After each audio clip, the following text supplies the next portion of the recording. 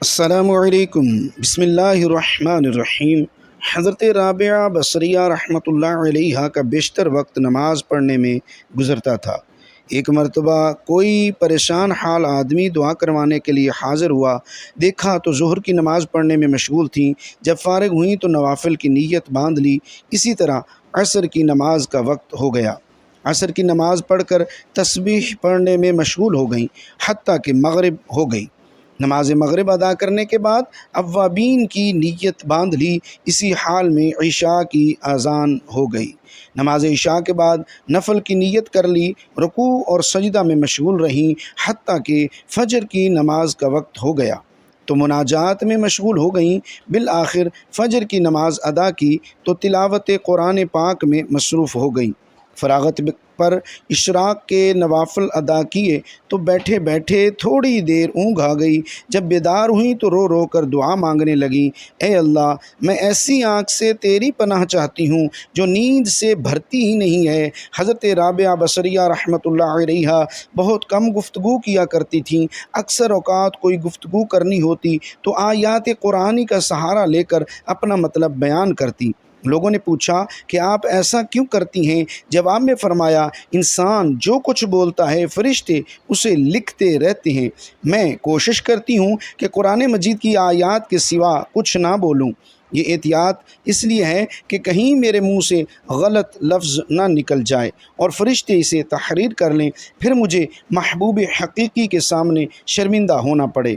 ایک شخص نے حضرت رابعہ بصریہ رحمۃ اللہ علیہ کے سامنے دنیا کی بہت مذمت کی۔ آپ تھوڑی دیر سنتی رہیں، پھر فرمایا، اٹھ چلا جا یہاں سے، تو نے اتنا وقت دنیا کی مذمت بیان کرنے میں لگا دیا۔ تجھے دنیا سے بہت محبت ہے، اگر کسی سے نفرت ہو تو اس کا تذکرہ بھی اچھا نہیں لگتا۔ ایک مرتبہ رابعہ بصریہ رحمۃ اللہ علیہ سے لوگوں نے پوچھا کہ ہم نے آپ کو کبھی ہنستے نہیں دیکھا، کیا وجہ ہے؟ آخر اللہ تعالیٰ نے انسان کو ہنسنے سے منع تو نہیں کیا؟ رابعہ بصریہ رحمۃ اللہ علیہ نے جواب دیا، بے شک اس نے منع تو نہیں فرمایا، مگر مجھے اس کام کے لیے فرصت نہیں ہے۔ لوگوں نے تعجب سے کہا، کیا ہنسنے کے لیے بھی فرصت درکار ہوتی ہے؟ حضرت رابعہ بصریہ رحمۃ اللہ علیہ نے کہا، ہاں، دنیا میں وہی شخص ہنستا ہے جسے اطمینان قلب حاصل ہو، اور میں ابھی اس نعمت سے محروم ہوں۔ حاضرین مجلس نے درخواست کی کہ اپنی بات کی وضاحت فرما دیں۔ حضرت رابعہ بصریہ رحمۃ اللہ علیہ نے فرمایا، میں نے محبت کے لیے صرف ایک ہی ہستی کا انتخاب کیا ہے، اور وہ ہے اللہ تعالی کی ذات۔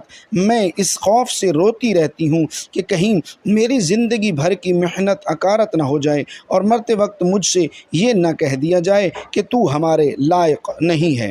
حضرت رابعہ بصریہ رحمۃ اللہ علیہ نے ساری زندگی تجرد کے عالم میں گزار دی۔ ایک مرتبہ کچھ لوگوں نے اعتراض کیا کہ آپ لوگوں میں عارفہ کے نام سے مشہور ہیں، مگر آپ نبی علیہ السلام کی نکاح والی سنت سے عمل نہیں کرتی۔ حضرت رابعہ بصریہ رحمۃ اللہ علیہ نے جواب میں فرمایا، مجھے 3 باتوں کا اندیشہ ہے، اگر تم مجھے ان اندیشوں سے نجات دلا دو تو میں آج ہی نکاح کر لوں گی۔ میرا پہلا اندیشہ یہ ہے کہ مرتے وقت ایمان سلامت لے جاؤں گی یا نہیں۔ دوسرا یہ کہ نامہ اعمال دائیں ہاتھ میں دیا جائے گا یا نہیں۔ تیسرا، قیامت کے دن کچھ لوگ جنت میں جائیں گے، کچھ جہنم میں، تم لوگ بتاؤ میں کس طرف جاؤں گی؟ لوگوں نے کہا، ہمیں کچھ معلوم نہیں، بس اللہ تعالیٰ ہی بہتر جانتا ہے کہ کس کا کیا حشر ہوگا۔ حضرت رابعہ بصریہ رحمۃ اللہ علیہ نے انتہائی پرسوز لہجے میں فرمایا، تم خود ہی بتاؤ کہ جس عورت کو اس قدر غم ہو وہ شوہر کی خدمت کا بوجھ کیسے اٹھا سکتی ہے؟ ایک بار کسی شخص نے آپ کی گوشہ نشینی پر اعتراض کرتے ہوئے کہا، ذرا باہر نکل کر دیکھیے کہ کیسی بہار آئی ہوئی ہے۔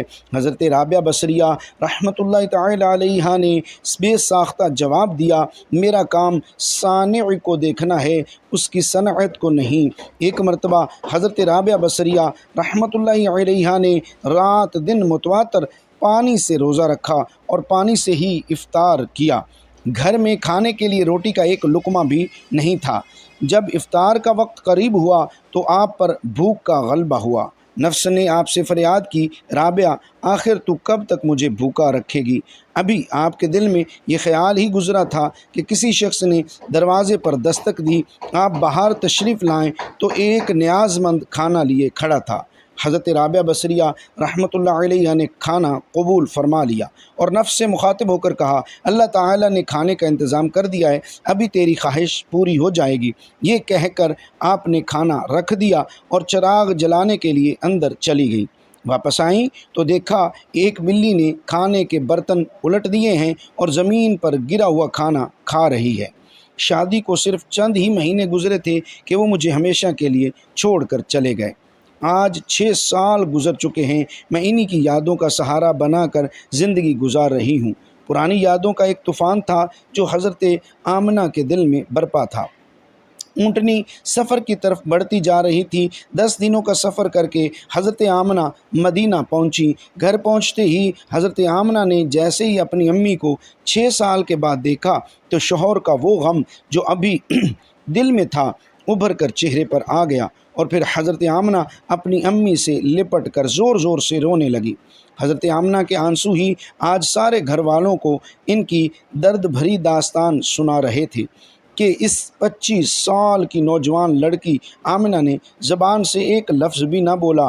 آج 6 سالوں کے بعد اپنی ماں پر نظر پڑی تو حضرت آمنہ اپنے آپ پر قابو نہ کر سکی اور اپنی امی سے لپٹ کر سب کچھ کہہ ڈالا۔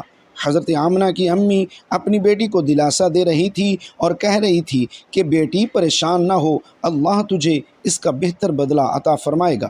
حضرت آمنہ کی امی نے جب اپنے نواسے حضرت محمد صلی اللہ تعالیٰ علیہ وسلم کو دیکھا تو بہت خوش ہوئیں اور ہر ایک کے سامنے تعریفیں کرتے نہ تھکتیں کہ ذرا میرے نواسے کو تو دیکھو، اللہ نے اسے کیسی خوبصورتی عطا فرمائی ہے۔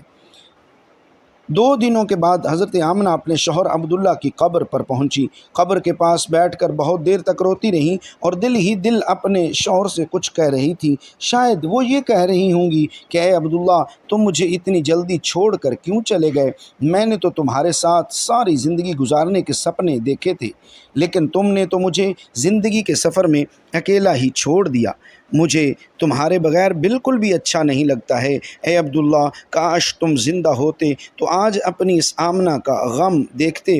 میں تو گھر میں امید لگائے بیٹھی تھی کہ آپ 2 مہینوں میں واپس آ جائیں گے، لیکن آپ تو ابھی واپس نہ آئے۔ اے عبداللہ، کاش کہ تم زندہ ہوتے تو آج اپنے اس چاند جیسے خوبصورت بچے کو دیکھتے کہ اللہ نے تیرے بچے کو کیسا حسن عطا فرمایا ہے۔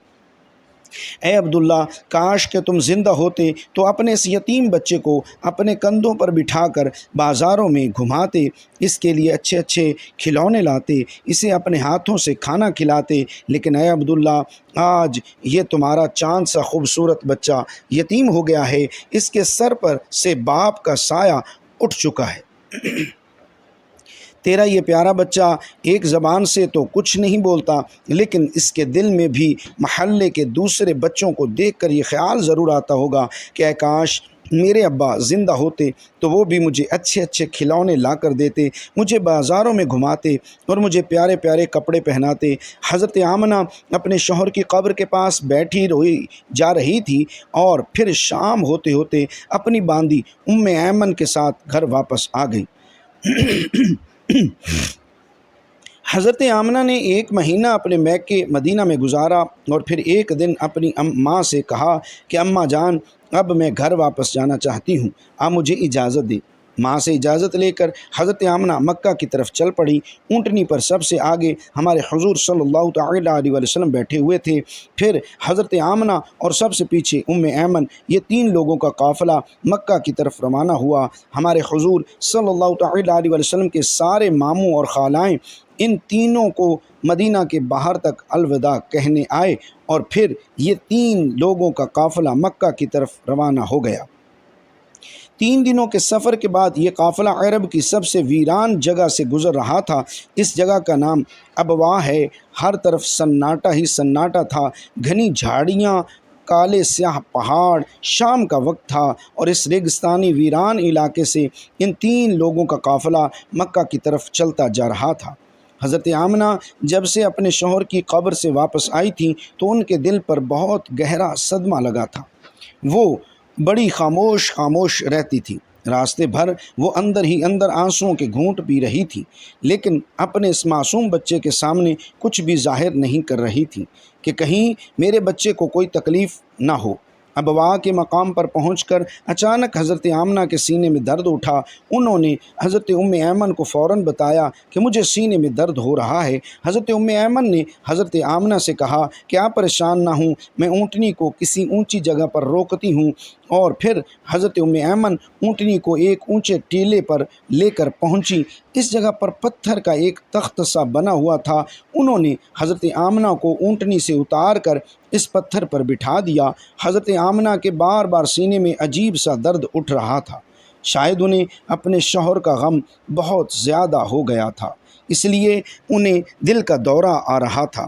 حضرت آمنہ بار بار اپنا سینہ پکڑ رہی تھی اور درد کو روکنے کی کوشش کر رہی تھی، لیکن قدرت کو کچھ اور منظور تھا۔ ہمارے حضور صلی اللہ علیہ وآلہ وسلم اپنی امی کو گھبرائی ہوئی نگاہوں سے دیکھ رہے تھے۔ وہ سمجھ نہیں پا رہے تھے کہ میری امی کو کیا ہو رہا ہے۔ حضور صلی اللہ تعالیٰ علیہ وآلہ وسلم کی عمر اس وقت صرف 6 سال تھی۔ آنکھوں میں آنسو بھرے ہوئے تھے، دل گھبرا رہا تھا، اور بار بار ہمارے حضور صلی اللہ علیہ وآلہ وسلم اپنی امی سے کہہ رہے تھے کہ امی جان، آپ مجھ سے بات کیوں نہیں کر رہی ہو؟ آپ خاموش کیوں ہو؟ مجھ سے بات کرو۔ امی حضرت ام ایمن حضرت آمنہ کے ہاتھ پیر دبا رہی تھی اور ان کے سر پر ہاتھ پھیرتے ہوئے کہہ رہی تھیں کہ اے آمنہ، ہمت رکھو، تمہیں کچھ نہیں ہوگا، تم بالکل ٹھیک ہو جاؤ گی۔ لیکن حضرت آمنہ سمجھ چکی تھی کہ شاید اب جانے کا وقت آ چکا ہے۔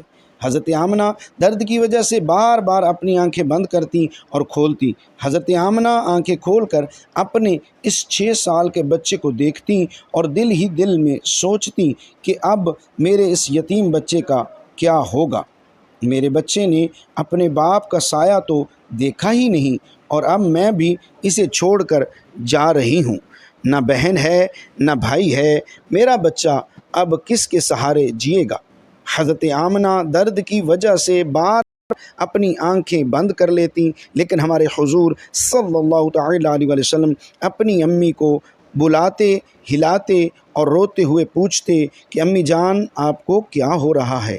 شاید ہمارے حضور صلی اللہ علیہ وآلہ وسلم بھی کچھ سمجھ چکے تھے، لیکن پھر بھی 6 سال کا بچہ کیا جانے کہ اس کی ماں کو کیا ہو رہا ہے۔ آج تک ہمارے حضور صلی اللہ تعالیٰ علیہ وسلم نے کسی کو مرتے ہوئے نہیں دیکھا تھا۔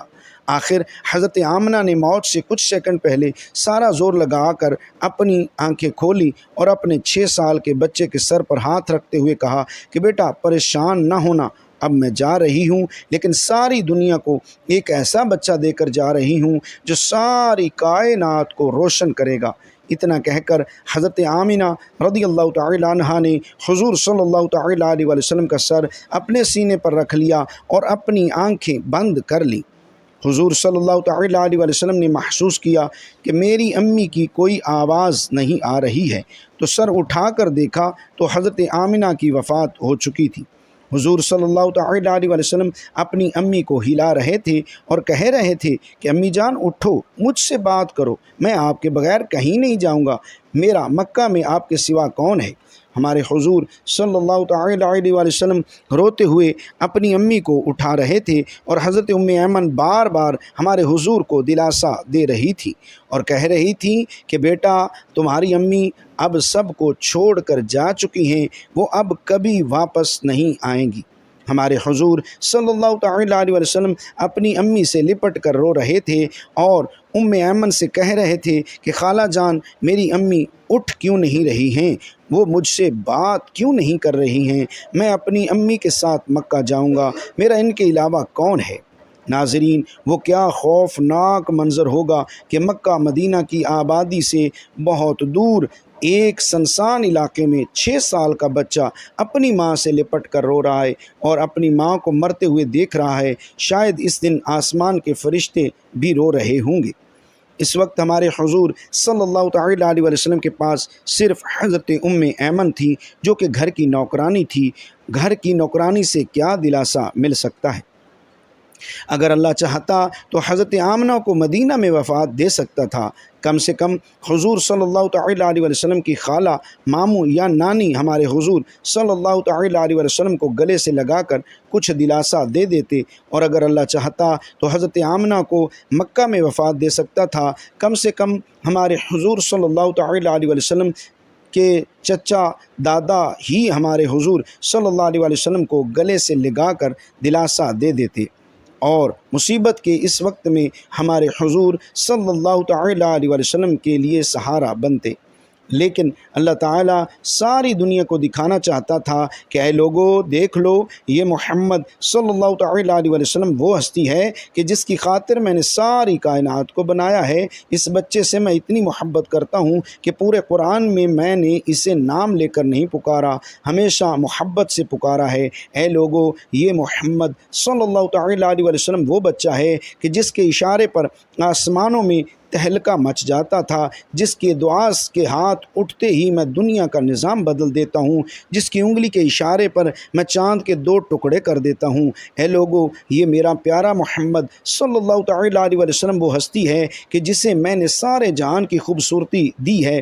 آ جاؤ، آج ساری دنیا والوں ذرا ابوا کے مقام پر آ کر دیکھ لو کہ اس بچے پر کیسی مصیبتوں کا پہاڑ ٹوٹا ہے، وہ کیسے اپنی ماں سے لپٹ لپٹ کر رو رہا ہے۔ آج اسے کوئی سہارا دینے والا نہیں۔ حضرت ایمن نے کسی طرح پتھروں کو ہٹا کر قبر بنائی، اور پھر جب اس میں حضرت آمنہ کو اتارنے لگی تو ہمارے حضور صلی اللہ تعالیٰ علیہ وسلم اپنی ماں سے لپٹ گئے اور کہنے لگے کہ خالہ جان، میری ماں کو ان پتھروں میں مت رکھو، مجھے انہیں گھر لے جانا ہے۔ حضرت ایمن نے کسی طرح حضرت آمنہ کو قبر میں اتارا اور پھر حضور صلی اللہ تعالیٰ علیہ وسلم کو لے کر اونٹنی کی طرف چل پڑی۔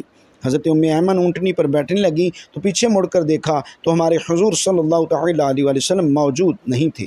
وہ بہت پریشان ہو گئیں کہ حضور کہاں گئے۔ اوپر ٹیلے سے کسی بچے کے رونے کی آواز آ رہی تھی۔ دوڑتی ہوئی اوپر گئیں تو دیکھا کہ ہمارے حضور صلی اللہ تعالیٰ علیہ وسلم اپنی ماں کی قبر سے لپٹ کر رو رہے ہیں اور کہہ رہے ہیں کہ اماں جان، آپ مجھے اتنا جلدی چھوڑ کر کیوں چلی گئیں؟ میرا آپ کے سوا کون ہے؟ نہ میرا کوئی بھائی ہے نہ بہن ہے، اب میں کس کے سہارے زندگی گزاروں گا؟ حضرت ایمن نے پیچھے سے حضور صلی اللہ تعالیٰ علیہ وسلم کو اٹھایا اور کہا کہ بیٹا چلو گھر۔ چلتے ہی ہمارے حضور صلی اللہ تعالیٰ علیہ وسلم نے کہا کہ نہیں، میں اپنی امی کے ساتھ جاؤں گا۔ حضرت ایمن نے حضور صلی اللہ علیہ وسلم کو اپنی گود میں اٹھا کر اونٹنی پر بٹھایا اور مکہ کی طرف چل دی۔ ایمن فرماتی ہیں کہ جب حضرت تک آمنہ کی قبر نظر آتی رہی، ہمارے حضور صلی اللہ علیہ وسلم بار بار اپنی امی کی قبر کو دیکھتے جا رہے تھے اور مجھ سے کہہ رہے تھے کہ خالہ جان، مجھے میری ماں کے پاس لے چلو، میں ان کے بغیر مکہ نہیں جاؤں گا۔ 4 دن کے سفر کے بعد یہ دونوں لوگ مکہ پہنچے۔ سارے راستے ہمارے حضور صلی اللہ تعالیٰ علیہ وسلم ایک پل کے لیے بھی نہیں سوئے اور برابر روتے رہے۔ جب حضرت ایمن ہمارے حضور صلی اللہ علیہ وآلہ وسلم کو لے کر مکہ پہنچی تو عبد المطلب نے اونٹنی کی طرف دیکھتے ہوئے پوچھا کہ اے ایمن، آمنہ کہاں ہے؟ تو یہ سن کر حضرت ایمن رونے لگی اور ہمارے حضور صلی اللہ تعالیٰ علیہ وسلم بھی دوڑ کر اپنے دادا سے لپٹ گئے۔ حضرت رابعہ بصریہ رحمۃ اللہ علیہا بلی کو دیکھ کر مسکرائیں اور فرمایا، شاید یہ کھانا تیرے لیے بھیجا گیا ہو، اطمینان سے کھا لو، افطار کا وقت قریب ہو چکا تھا۔ حضرت رابعہ بصریہ رحمۃ اللہ علیہ نے چاہا کہ پانی ہی سے روزہ افطار کر لیں، اتنے میں تیز ہوا کا جھونکا آیا اور چراغ بجھ گیا۔ حضرت رابعہ بصریہ رحمۃ اللہ علیہ اندھیرے میں آگے بڑھی، اتفاق سے پانی کا برتن گرا اور ٹوٹ گیا، سارا پانی زمین پر بہہ گیا۔ عجیب صورتحال تھی۔ بے اختیار آپ کی زبان سے یہ الفاظ نکلے، الہی یہ کیا راز ہے؟ میں گناہ نہیں جانتی کہ تیری رضا کیا ہے۔ جواب میں ہاتف غیبی نے کہا کہ اے میری محبت کا دم بھرنے والی، اگر تو چاہتی ہے کہ تیرے لیے دنیا کی نعمتیں وقف کر دوں تو پھر میں تیرے دل سے اپنا غم واپس لے لوں گا، کیونکہ میرا غم اور دنیا کی نعمتیں ایک ہی دل میں جمع نہیں ہو سکتے۔ اے رابعہ، ایک تیری مراد ہے اور ایک میری مراد ہے، تو بتا دونوں مرادیں ایک جگہ کیسے رہ سکتی ہیں؟ رابعہ بصریہ رحمۃ اللہ تعالی علیہ نے جب یہ آواز سنی تو اپنی رضا کو ہمیشہ کے لیے اللہ تعالی کی رضا میں گم کر دیا اور کشتگان خنجر تسلیم میں شامل ہو گئی۔ اللہ تعالی ہمیں نیک کاروں میں شامل فرمائے اور ہمارا خاتمہ بالخیر فرمائے، آمین ثم آمین۔ ناظرین، کمنٹ باکس میں اللہ تعالی کے 99 ناموں میں سے ایک نام ضرور ٹائپ کیجیے گا۔ شکریہ، اللہ حافظ، اور اپنے یوٹیوب چینل قاری الیاس ستاری آفیشیل کو سبسکرائب کریں اور بیل آئیکن دبائیں تاکہ بر وقت آپ کو ویڈیو مل سکے۔